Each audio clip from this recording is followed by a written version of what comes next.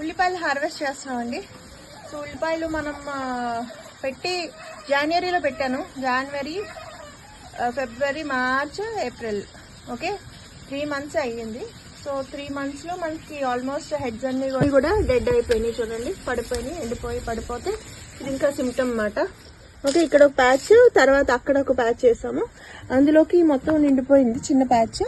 And ఇక్కడ and నేను observe చేసింది ఏంటంటే ఫుల్ సన్లో వేసినవి సైజు పెద్దది వచ్చినాయి, ఇవి కొంచెం పెద్ద సైజు వచ్చినాయి.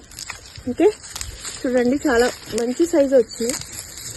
కొంచెం షేడ్లో అలా పెట్టిన వాటికి కొంచెం సైజు అంటే ఇక్కడ పెట్టినాక మిగిలిపోయినాయి అని ఇంకో ప్యాచ్ ఖాళీ ఉందని అలా నీడల్లో పెట్టేసాం పాది కింద, పందిరి కింద. సో అవి కొంచెం చిన్నగా వచ్చినాయి అన్నమాట.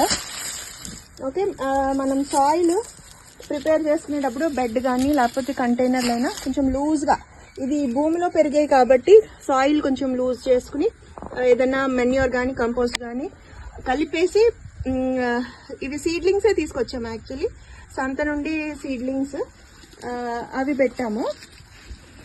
తర్వాత ఇంకొకసారి గడ్డి తీయించి మళ్ళీ ఇంకొకసారి ఫర్టిలైజ్ చేసాము ఈ 3 నెలల మధ్యలో.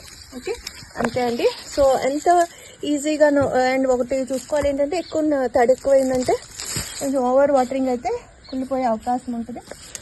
ఇవి రెడీ అయిపోయినాయి అంటే ఇలా ముట్టుకుంటే ఇలా వచ్చేస్తున్నాయి చూడండి. ఇవి నీడలో కొన్ని పెరగలేదని చెప్పాను కదా. ఓకే,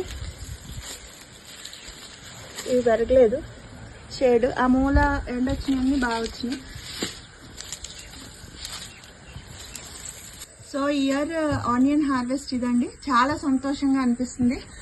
సంవత్సరానికి మొత్తానికి ఇవి సరిపోకపోయినా అట్లీస్ట్ 2 నెలలన్నా వస్తాయి అనుకుంటున్నాను నేను. కొన్ని అట్లీస్ట్ నెలన్నర వస్తాయి. అండ్ ఓన్గా గ్రో చేసుకున్న ఆనియన్స్ అన్ని ఇంకా తృప్తిగా ఉంటుంది. సో వెరీ హ్యాపీ అండి.